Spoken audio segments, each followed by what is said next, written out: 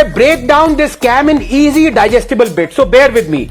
In 2008, National Herald newspaper that was launched by Jawaharlal Nehru in 1938 accumulated a debt of 90 crores because, quite frankly, no reader likes paying for fake news and propaganda.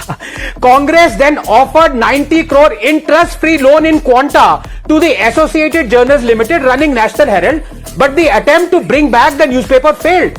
In 2010, Young India Limited was set up, in which Sonia Gandhi and Rahul Gandhi held a majority share of 76%. Now remember, the Congress that had originally lent money to Associated Journals Limited now assigned the debt to Young India Limited, which meant that the Associated Journals Limited had to pay back 90 crores to Young India Limited.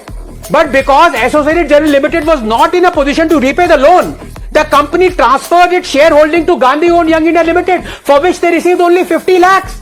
So Associated Journals Limited had real estate properties worth 2,000 crores, not only according to the then law minister, but also by the trial court that has then quoted by the High Court. In summary, Congress provided an interest-free 90 crore loan to AJL that never repaid the loan. Therefore, Congress assigned this 90 crore AJL debt to a company floated by the Gandhis and in return got 50 lakhs. In effect, Gandhi's got control of AJL's assets that are worth 2,000 crores. ED has now finally acted.